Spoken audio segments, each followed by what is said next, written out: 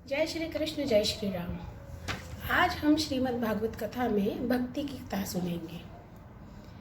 तो कथा यूँ शुरू होती है कि एक बार नारद जी यमुना तट पर विचरण कर रहे थे। तो वहाँ पर उन्होंने एक स्त्री को देखा जो बड़े खिन्न मन से बैठी थी और उसके पास में दो वृद्ध पुरुष थे। वह स्त्री उन दोनों पुरुषों की बहुत सेवा कर रही थी और उनके आसपास में और भी अन्य स्त्रियां थीं जो वो उस स्त्री की सेवा कर रही थी। मतलब कुल मिलाकर के सीन ऐसा था कि यमुना का तट है, वहाँ पर एक स्त्री दो वृद्ध पुरुषों की सेवा कर रही है और वहाँ आसपास में अन्य स्त्रियां हैं जो वो उस स्त्री की सेवा कर रही हैं। लेकिन वह स्त्री बहुत दुखी है। तो नारद जी ने उनसे पूछा कि देवी, आप कौन हैं और आप इन दो वृद्धों की सेवा क्यों कर रही हैं और ये अन्य स्त्रियां आपकी सेवा क्यों कर रही हैं। तब उस स्त्री ने कहा कि मैं भक्ति हूँ और ये दोनों मेरे पुत्र हैं जो अचेत पड़े हैं, जिनमें चैतन्य नहीं है, और इनका नाम है ज्ञान और वैराग्य। और ये जो सारी स्त्रियां जो मेरी सेवा कर रही हैं वे सभी नदियां हैं, गंगा आदि नदियां हैं जो मेरी सेवा कर रही हैं। तो नारद जी बड़ा विस्मय में पड़ गए। बोले कि आप ज़रा अपना परिचय विस्तार से देंगी।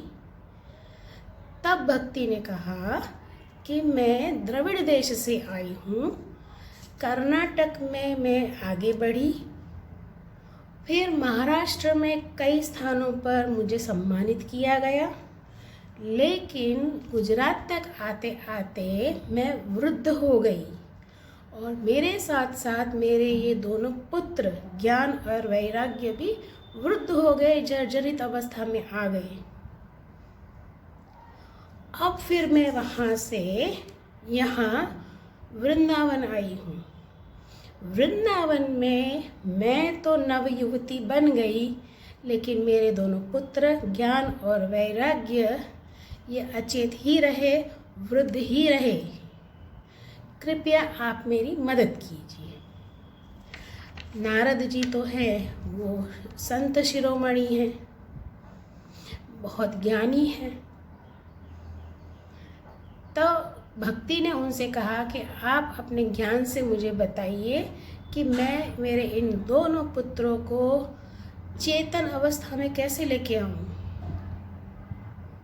तब नारद जी ने उनसे कहा कि आप चिंता ना करिए, आप वृंदावन में आई हैं। वृंदावन धाम का महत्व ही अलग है। नारद जी ने कहा कि यह तो दारुण कलयुग है और यहाँ पर सदाचार, योग मार्ग और तप आदि सब लुप्त हो गए हैं। इस समय जो व्यक्ति बुद्धिमानी से धैर्य बनाकर रहेगा वही बड़ा ज्ञानी या पंडित है। और उन्होंने ये भी कहा कि अब पृथ्वी का भार बढ़ गया है, अब शेष जी जो हैं वो इसका भार नहीं उठा पा रहे हैं। और इसका कारण क्या है कि लोगों में विषयों का अनुराग बढ़ गया है और इसी की वजह से लोग अंधे हो गए हैं। लोगों को दिख नहीं रहा है कि सही रास्ता क्या है, सही पथ क्या है। उन्हें बस विषयों का अनुराग है और उसी को एकत्र करने में लगे हुए हैं। तो इसी वजह से ये कलयुग है। लेकिन क्योंकि आप मतलब भक्ति वृंदावन में है तो वृंदावन धाम ही धन्य है।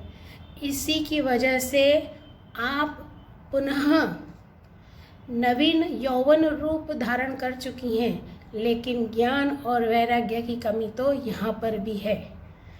लोगों में ज्ञान और वैराग्य नहीं है, इसी वजह से आपके पुत्र अचेत पड़े हैं।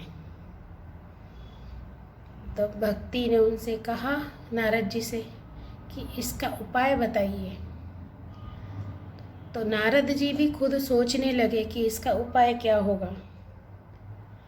तब उन्होंने सोचा और उन्होंने बताया कि कलयुग में जो फल तपस्या, योग एवं समाधि से नहीं मिलता है, वह फल श्री हरि कीर्तन करने से ही मिल जाएगा। अब भक्ति का दुख दूर करने के लिए नारद जी ने ज्ञान और वैराग्य को उठाने की कोशिश की, लेकिन वे नहीं उठे। तो नारद जी वहाँ से चले गए और उन्होंने कहा कि मैं सभी जगह पूछूंगा कि इसका उत्तर क्या है, ज्ञान और वैराग्य को चैतन्य कैसे मिलेगा। तो आकाशवाणी हुई कि आपको ऋषियाँ जो ऋषि हैं वो आपको बताएंगे कि इसका उपाय क्या है। तब वो वहाँ से चले गए। वह अनेकों धाम घूमे। जब वे बद्री का वन आए, मतलब बद्री धाम पहुँचे, तब वहाँ पर उन्हें सनक आदि मुनि मिले। तब नारद जी ने उन सनक आदि मुनियों से पूछा कि उन्होंने सारी भक्ति की बात बताई, ज्ञान और वैराग्य जो उनके पुत्र हैं उनकी बात बताई। तब सनक आदि मुनियों ने उन्हें कहा कि श्रीमद् भागवत कथा का पारायण करने से ज्ञान और वैराग्य और भक्ति तीनों तरुण अवस्था में आ जाएंगे। और फिर नारद जी ने यह उपाय भक्ति को बताया।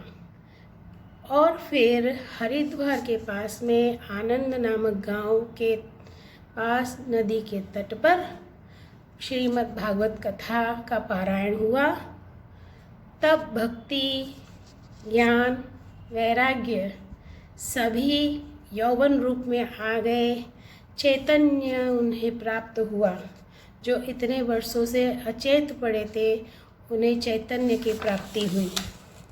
श्रीमद् भागवत के शब्द सुनने से उन्हें बल मिला और उन्हें आनंद प्राप्त हुआ।